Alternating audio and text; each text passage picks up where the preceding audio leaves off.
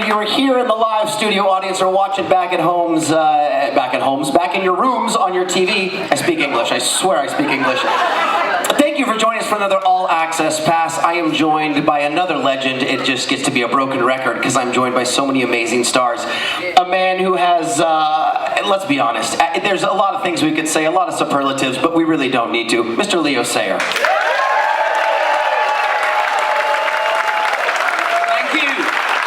First, thank you for being here. I appreciate you taking the time to come up and chat with us. It means a lot. It really does. I know you have, I mean, look at this. These are all these fans out here to say hello to you. You've been in the business for a couple of years now. Just a little while, yes. I'm just starting out. I'm just a boy. Hold together, you might make it one day. One mate, yeah. I'm hanging around waiting to be discovered, you know what I mean? I hear this is the cruise for it. Yeah. Is it old hat to you now to walk around and be this beloved, or is it still refreshing and new and exciting? Oh, it's still a beautiful thing, and I'm fully on. Well, look, I mean, at my age, I'm 75 in May. Any day you wake up is a good day. But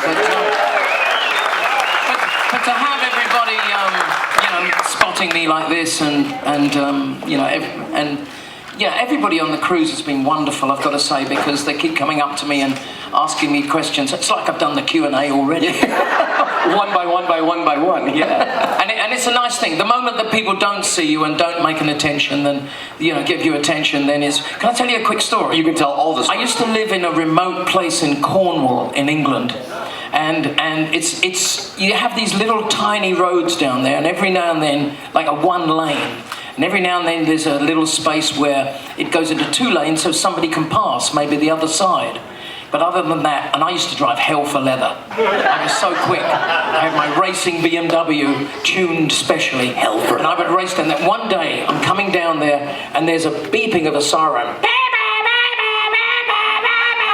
It's a police car coming towards me at almost the same speed. So luckily I was able to skirt into the background, into one of these little crossover lanes, and he flashed past me. Can't believe it. It was almost like a millisecond he would have seen me. And then I drive a little bit slower after that, As you do. Yeah, as you do. And then the police car came behind me, and he had the siren on, and I thought, oh no, he's got me. I'm too fast. He came out and said, Mr. Sarah, he said, I knew it was you. He spotted the hair, Can I have your autograph?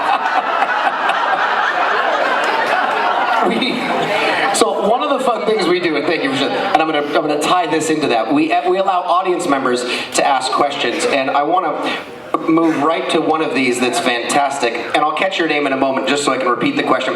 She said, do you have any relation to Richard Simmons? Oh my God! I didn't say it. One of you said it. Only when I go to Walmart and I get chased around by little ladies. Richard Simmons! Richard Simmons! Oh my God. But you know what? You've got to love yourself. Really feel your body and warm to it, because it's a beautiful thing.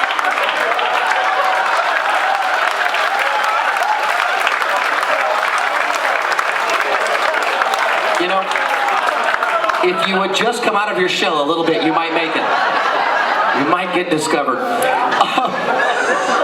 I'm going to ask about that in a moment, actually. It is the ginger tea, the famous ginger tea. We talk about what we call writers. Now, artists send in writers. If you've never heard that term, you might have heard it as a joke in the past, that an artist can tell us what they need for their show, what they prefer backstage, what they like. Black M&Ms. Exactly. They want just the green gummy bears, not the red ones. And, writers can be extensive. It can be hundreds of pages long, or it can be one paragraph. You never know what you're going to get.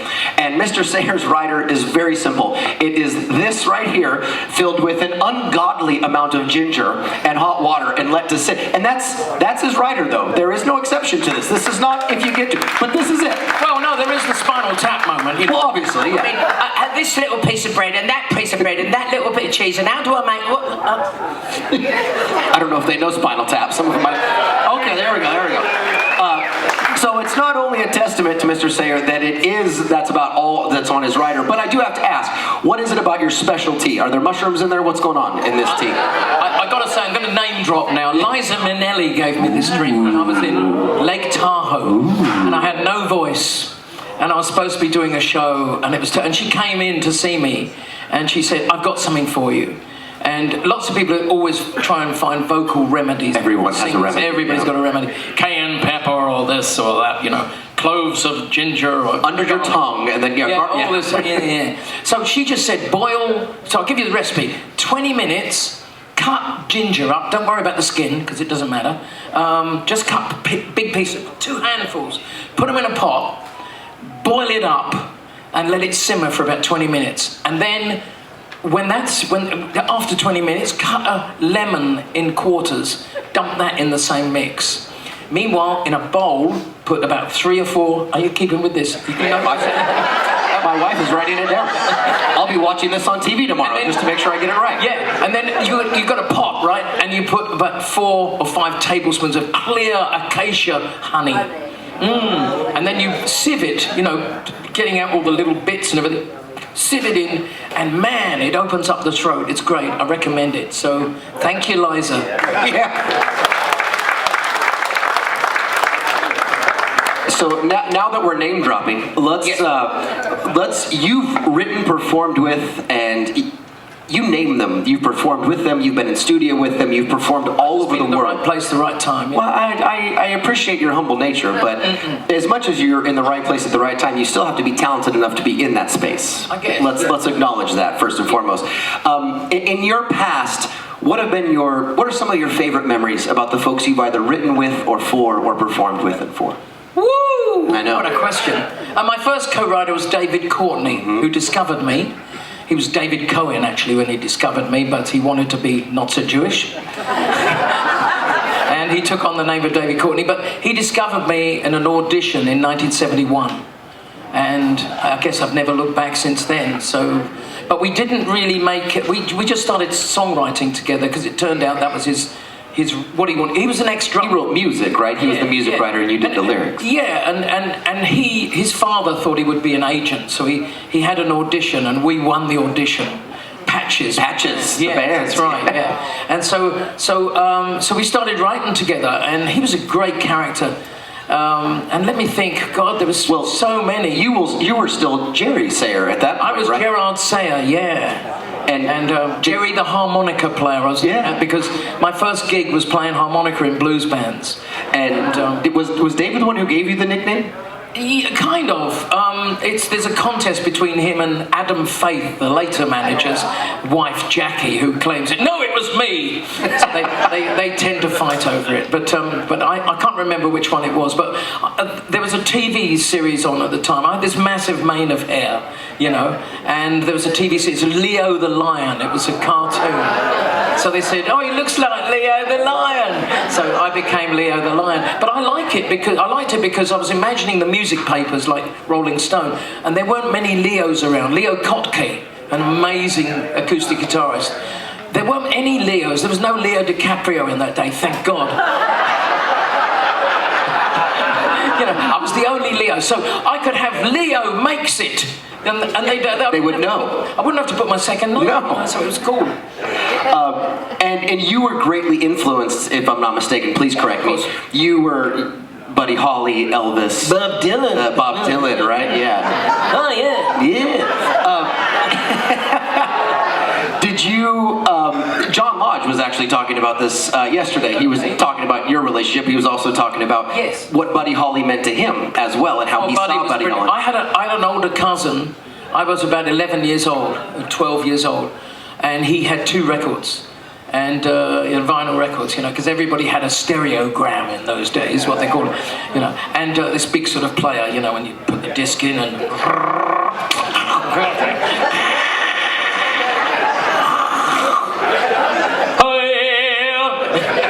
And there was Buddy. And when I heard this voice come out, it was just amazing. He was a guy who was so joyful in life.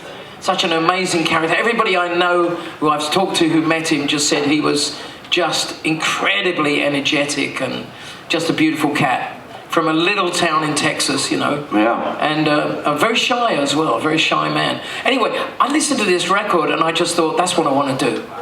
And it wasn't long after that you picked up the harmonica, correct? Yeah, after listening to Bob Dylan and he's, you know, playing that reedy harmonica sound, and I just thought I wanted that, yeah. So, how many times must a man move his head? did you try to pattern your voice in the beginning? I imitated everybody. Yeah. Why would you do that? Sang out a tune. Would you stand up and walk out on me? As good as you are at that, I'm glad you have your own voice. But that's how a lot of us singers, you know. Sure. That's how we all started. Mick Jagger told me he did as well. He used to do Frank Sinatra, but I can't imagine how. You dropped another name, Leo. I don't know if you saw it there. Another name hit the ground. I left my heart.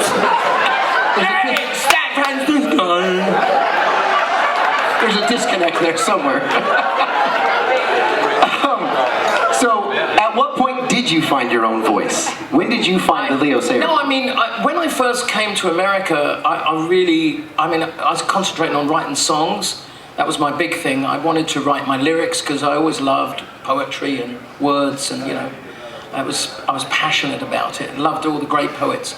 So I didn't really figure. I mean, I had enough of a voice, I reckon, to sing the songs that I was doing, but I didn't really think I was that great a singer.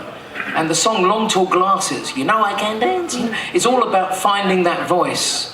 And it's having the courage, because it stops halfway. He's saying, I can't dance, meaning I can't sing. And then halfway through he says, oh, no, wait a minute, I can dance. So if you have the confidence to admit you can, even if you think you're crap, you can convince yourself. It's all about confidence, isn't it? It really is. So that's when I really sort of, I suppose, that second tour in 1976 with Chris Stainton Band, great band backing me, who backed Joe Cocker. And this fantastic band, and I was playing the Roxy and the Bottom Line in New York, the Boarding House in San Francisco, Ebbets Field in such in amazing Denver. venues, incredible places, you know, incredible places. Magic went on every night, and I started to really sort of think, hey, well, I can expand this thing, you know, and started to put some soul songs in. Show me a man that's got a good woman. Show me. You know. It's like musical schizophrenia up here at any given moment. I love it. So I did not do this with you last time, but one of the ways I like to include the audience is my wife comes in a little earlier and she allows them all to write down. What's she wearing? She left now. She heard you were here. She got out of here. She knows better.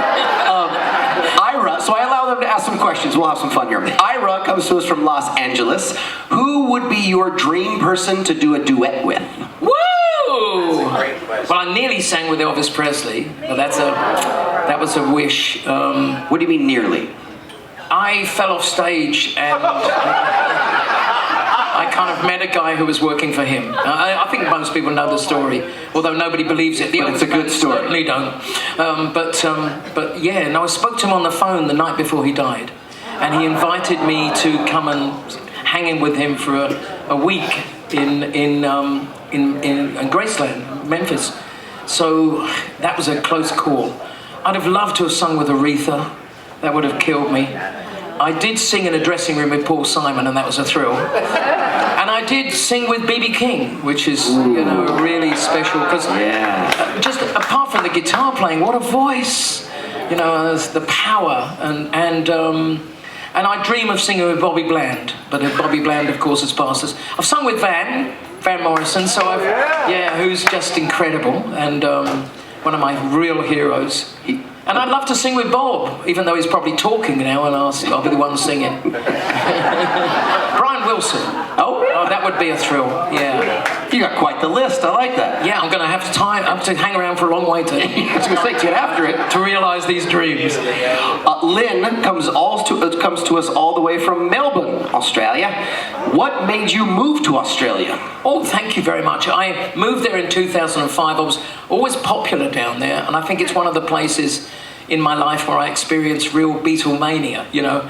The first tour I did down there in 1975, they were tearing my trousers off and chasing me into the limo, you know. And So terrible. At the airport. So terrible. It was fucking awful. No, I loved every minute. It was so great. But there was a lovely guy who was the sponsor of the tour, and he ran an airline, and yet he loved to fly himself. So he had his own plane, and he said to me, "Where would you, if you could pick like, 8 to 10 places in Australia you'd like to visit? Tell me where they are." And I picked 5.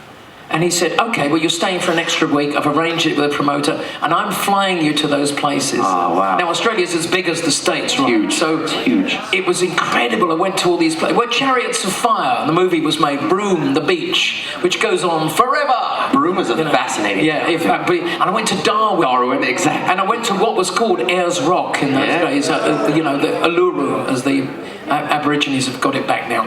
And I saw all these places, and I fell in love with the country because there were no barriers, you know. I mean, you come to the States, and it's a bit like seen in National Lampoon's Vacation, you know, where he goes... Everything had a fence around it, you know what I mean? And you went to Australia, and I would say to people, "Hey, I really want to go to, you know, Broome." I said, "Well, fucking go there then." And you know, that's the attitude, and it's really wide open. Just people say, you know, I want to be a cowboy. Well, fucking go there then. So, sorry I'm swearing. But it's the Australia in you. It is the Australia, it's got to me. But that's what they say, they just say, go and do it. There's no, I mean, you'll meet, I'm sure, in America and all over the world, you'll meet Australians in coffee bars. "G'day, mate. Is that a macchiato?" And that's what they do. They all they send their kids out to travel the world. You know, their spring break goes on all year. It's a 12-month version. Ron and Edna come to us from Cincinnati, Ohio. Hey, I'm coming up there soon. Oh, there we go. Ron and playing Edna. in Ludlow Garage. Yeah, in a few days' time. What are your earliest memories of being a performer? And have you always had this fun, happy attitude toward your craft? I try to be positive. I can remember when my trousers split on the Roxy Music Tour, and I wasn't wearing underpants. I don't know. My first memories of being a performer, well, I was shit scared. I mean, I just didn't hide behind the speakers, you know, and things like that. I don't know. It took a long. I used to be sick before every show, literally throw up. The butterflies. You know, so I was gorgeously thin. It's fabulous. I had this anorexic, fantastic, 6-stone body. Yeah, I was sleek. If I stood sideways, you couldn't see me. Just the hair. Just the hair. Just this, you know, I looked like a broom. People would turn me over. Looked like a used Q-tip. Yeah, a hairy Q-tip. No, but I was terrified. I was really terrified. It took me a long time to get my confidence. And then one day I decided, this is stupid, being sick before every show when you love what you're doing so much. So I guess they're the things you learn along the way, and there are moments when you just kind of like, you know, pack in being stupid and grow up. And that was one of those. And that's fair. And you've always had this attitude, though, Rob. That was kind of the turning point for you. Well, I live in... I've got a theory. I got a theory that I live in the 20-minute zone. Okay, 20 minutes ago you could have done so. You could have changed your plan. Oh, I don't think I'll go to the Sky Lounge. No, he's a dick. Me or you? Wait, which one of us? No, but you know what I mean. 20 minutes. No, me, of course. Oh, thank God. It's all about me. Clearly, it should be. It should be. They're not here for me. No, but in 20 minutes past, you could change something, right? So the rest of the past doesn't matter. Forget it. It's gone. There's nothing you can do about it. Mistakes you made. Oh, God, the women you met. No, it's gone. It's the mistakes gone. you've made. And the 20 minutes to come, you can also do something about. But further on than that, we have no power. You know, you could say, I think I'll sing that song as the first song. You know, you can do something like that. You can affect it. So I live in the middle of the 20-minute zone. So I live in the now. I don't think of how old I am. I don't think of my history. I live now. That's awesome. That's awesome. And this right now is the greatest moment in my life. You know, I have such admiration for artists that come up here and don't pander to people. It's just lovely. Mary Jo comes to us all the way from Rochester in New York. Okay. Can you still jump in the air like you did on your album cover? And she wants you to know she loves you. I love her too. I love you too, Mary Jo. Mary Jo's right back there. Hi, Mary Jo. Should we jump together? Jump! Go ahead and jump! Campbell comes to us all the way from Scotland. Hey, Campbell. That's a Scottish name. Yeah, Campbell. You run soup? What connections do you have? Great question. Do you remember or do you have a best gig that you've done? Oh, God. Oh, wow. Yeah. The Fox Atlanta was a fabulous theatre, and we used to play down there. And there was also the Paramount in Seattle. My favourite American gig. Paramount's great. Yeah. Yeah, because I like the bigger gigs personally. You know, we're playing here tonight. Fuck. It's not big enough, mate. It's not big enough, mate. No, it's not. I'll be out there. Okay? Yeah. I promise. No, but I mean, I love the big gigs, and I have done some big festivals as well, and big stadiums. They're just fantastic. Everything is larger. You get like Mick Jagger and just wave your arms around. You feel larger in that setting. Yeah. Oh! So I don't know if, you know, favourite gigs are hard to pin down, but there have been favourite moments for me, you know, when I've done gigs, and they've been very special. I think when I played the Fox Atlanta, I was with Marshall Tucker Band. Oh. And they went on before me, and I thought I'll never be able to follow them. And they were the guys standing on stage cheering me on, and that was so lovely, you know. Beautiful cats. Doug is Can't just... beat the Georgian boys. Doug is a sweetheart too. Did he bring you out for Can't You See? Did he bring you out? No. Oh, they didn't bring you out. They did their set. They did theirs. I arrived a bit late as well because you're a rock star. Yeah, no. They just didn't allow me to mess with them. You know. You don't go near the Marshall Trucker Band, Leo. Tucker. No, trucker. Because we're the truck drivers and we prevent you from getting near the stage. But no, it's all a bit heavy, you know. It used to be Hell's Angels used to secure everything in those days, so you don't want to mess. Hello, Mr. Angel. Hello. Yeah. Mary Klein comes to us from Pennsylvania. Where else? Yeah. Oh, that's the place. The song lyric, I won't be traveling forever. Since you're around 50 years in, do you laugh to yourself when you sing that line now? Lovely lyric by Carol Bayer Sager, you know, who you're moving out today, and so many great lyrics. So many wonderful, Groovy Kind of Love. Do you know that song? Yeah, that was Carol. When she wrote that, I think when she was 16. Oh, just a baby. And Albert Hammond, of course, who wrote the music, who's my good buddy. And, you know, we've written a lot of songs together. And it's a gorgeous song, and I was missing my wife back in England because I was out with Richard Perry, who didn't want me to sing my own songs, and asked me to kind of find all these, the ship's moving, and asked me to find... It's the ginger tea. Yeah, asked me to find, you know, other people's songs. Sure. And this one came in, and it was so beautiful, and you know, it's very hard to talk on the transatlantic phone in those days. It was all delays. I love you, I love you, I love you, I love you, I love you. Or else it would cut out, you know. So I recited the lyrics to her, and she cried. And I thought, I've got to record this song. It's so beautiful. But miles and miles of traveling. Yeah, I still love being on the road. I love flying. Every now and then I can afford first class. Whoa! but I love travelling. I love being on the go. It keeps you young, you know, keeps you vibed up. So thrilled to be on this boat with you guys. It's just such a lovely experience and so many happy faces, you know. It's great. She thought we'll be travelling forever. Yeah. I was going to say she actually followed up at the bottom. She said, "P.S. If you don't mind, how long in your mind is forever? As in, forever. What type of career are we looking at here? I'm looking at dying on stage. Not this one, please. No, not yet. Even for a... But you know what I mean? Yeah. Rock till you drop. Yeah. Save that for a different stage, please. I don't need insurance. I don't need that. I don't need it. He played his last gig right here. Yeah. Next year it'll be the Leo Sayer stage. Like visiting the Versace house in Miami. No. It'll no longer be the Sky Lounge.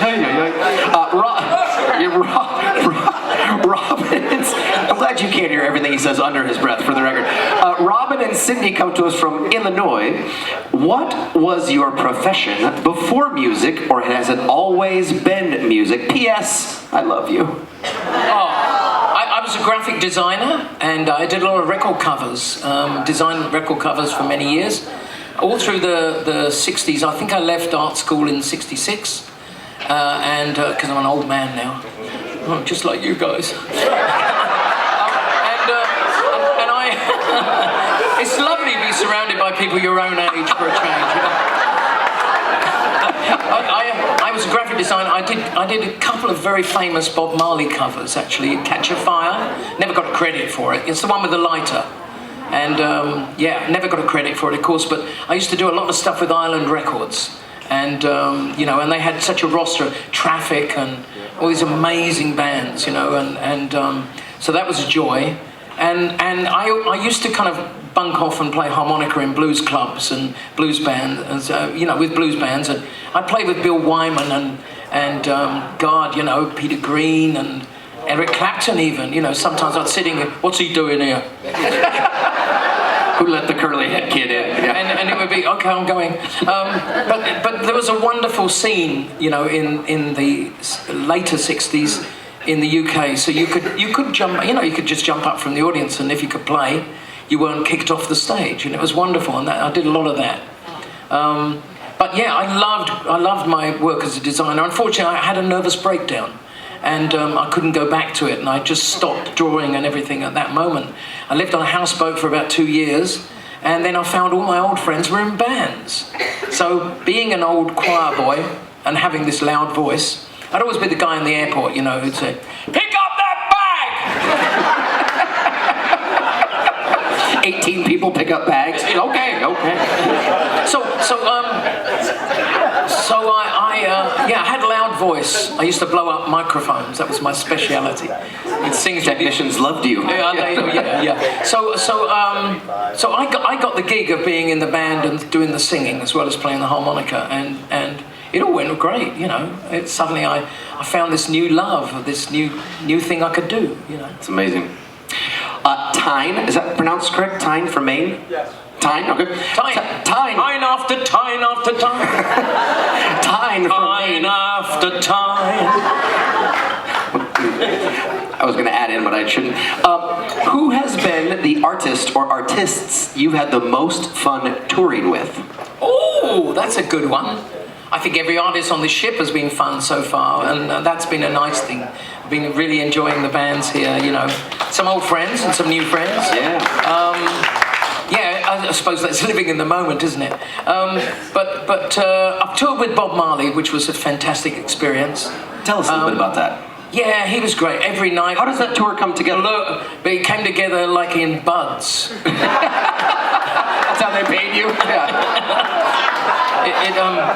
Speaking of writers, yeah. I floated through that tour, guys.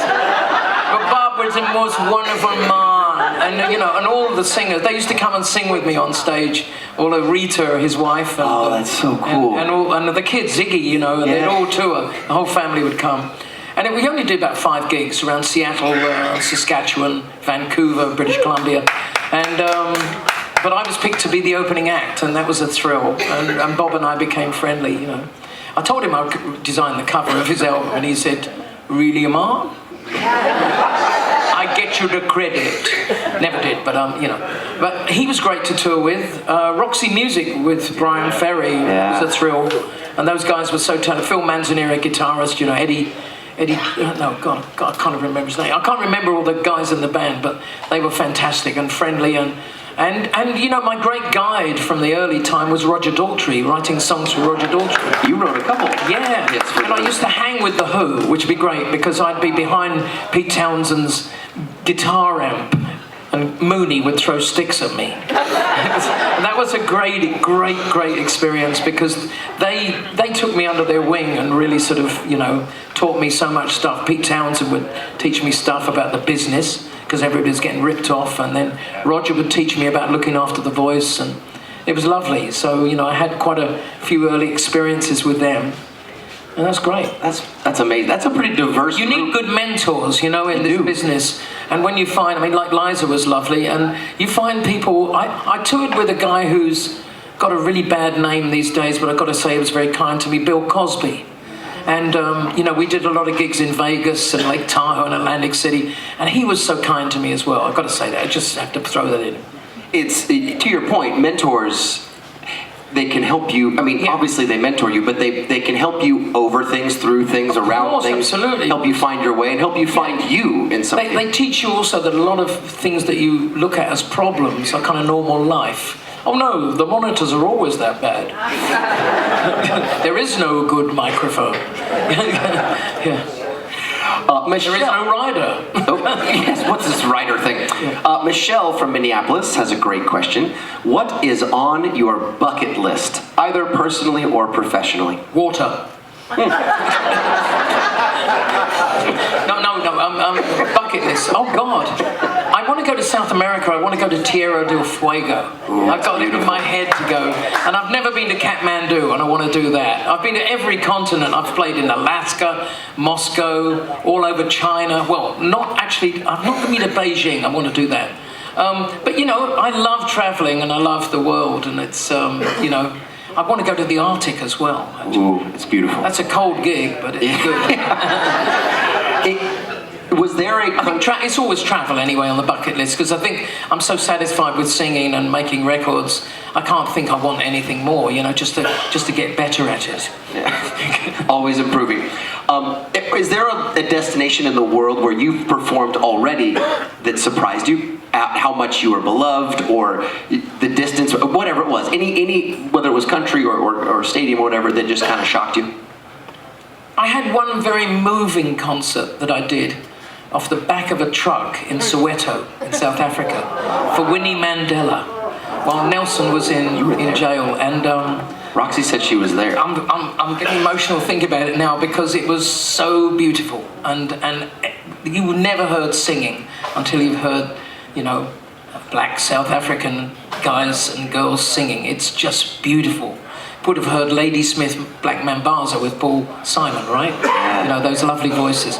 And when they all start singing your song, and they'll break out in instant harmony, it's just beautiful. So that was a great experience. Oh, that's and amazing. I was taken around with this truck with speakers on, just singing completely a cappella, and with people jumping on the truck and singing and making rhythm noises. You know, and did you make me feel like dancing? And they go, you know, beatbox kind of stuff. And that was, yeah, that just comes into my head, sorry. No, are you kidding? It was a great moment, and, you know, I just wish the rest of the world could have seen it.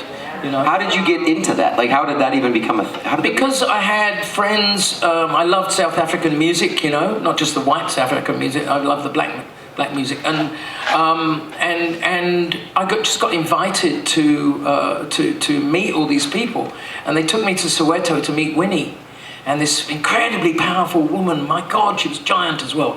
And she was just lovely. She said, Leo, you're going to sing for us today. I said, I've got no music. She said, no, you're a singer. You sing. Sometimes it's just that simple. and it really was that simple, you know. And since then, sometimes when you go to a charity auction or something like that, they auction me to sing a song. So I'll stand up and go, when I need you. Who needs a band? Sorry, band.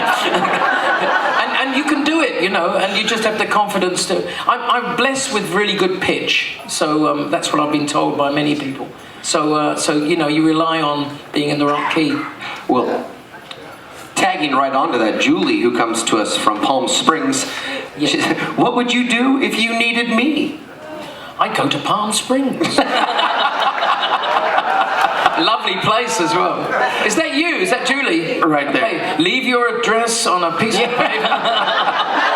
I'll be there. No, it's true. The lovely thing, you know, just getting into that, the lovely thing is the way we exchange audiences and stages. Somebody said on the stage last night, I think it was the guys from Exile, and they said, you know, there's a lovely moment when you, the audience, become the show. And we become your audience, and I think that's the trade, and exactly, and we swap roles, you know, and that's we'll try and build that tonight, you know, as we try and always do. So when you guys are all singing along and everything, I'm just looking at you and going, wow, I'm enjoying this show. That's very cool. You got to be in the moment, like you said. Yeah, be in the moment. It's very in the moment. Chris from Fort Lauderdale, I think we already got your question in. Your first, when you realized you could sing, we already got that one in. Linda from Blanchard, Oklahoma. Are there any other jobs that you did after you started music to get you through before the music became Well, when I was a graphic designer, it was very hard because I couldn't always get work, so I became kitchen porter, lift operator, everything, you know. All the things. Yeah, but I mean, as soon as I really got into singing, I've been self-employed ever since, so I don't ever look on anything as a job because it's all linked with this, you know. Yeah, I do the washing up though. Someone's got to. I'm not proud. I carry my cases. Bless you. Absolutely. Bless you for that. Jojo from Cleveland, Ohio has a fantastic question. Do you have a favorite picture, either hanging on your wall at home or on your phone? Yeah, I've got one of Elvis on my studio wall, and that means a lot because it's an original shot and it's signed.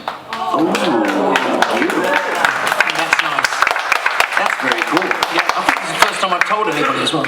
This is the first time you've admitted it? Yeah. So how much do you want for it? Yeah. It means everything to me. It's on auction. Yeah, let me take it. And I like to ask this question near the end for any star we have up here. What do you feel or think when you get the call to come out and do the 70s Rock and Romance Cruise? What does it mean? It's a thrill. I think because we meet all of you every day and you meet us every day and we build a rapport, don't we? So it becomes a journey over the few days. I mean, I wish I was staying on longer than tomorrow. One day I'll do the whole cruise. You're invited, yeah. And then I'll be doing the washing up. Yes, you will. Speaking of carrying your own cases. And sweeping the decks. You'll see me outside the window, washing the outside, you know, on a rope. Where's Leo? He's cutting carrots. Leave him alone. He's paying for his passage. Yes. But no, it is lovely, and I look for, you know, doing it in 2019, I guess we didn't really know what to expect. We all came over from England. We thought, what are these people going to be like? But it was lovely. We saw all the build-up, you know, because you go on the Facebook pages that they all do, and Instagrams and things like that, and we see you all talking, and we see you excited to see us, and it creates a vibe instantly, even before you come on the boat. So it just grows and grows as the weeks progress, and I get stopped by everybody. I was on the way here and said, no, I've got to go to a Q&A. I said, can I give you one first? Okay. And everybody stops for photographs, and I love it, you know, because the moment that people don't do that, I'm dead. Yeah. The career is going somewhere when they stop recognizing. Like 20 minutes means nothing. Well, Leo has very generously offered to sign with us, so he's going to do exactly what we did yesterday. I'm going to take him around, and when you're ready, you're going to get in line over there. So allow me, on behalf of everyone certainly here in the live audience and the folks watching at home, to say thank you. Thank you so much for doing this, for being here, and being a part of all this. How about this guy? How about Leo Sayer? Stop it. Leo Sayer, my friends. Thanks for tuning in. More to come.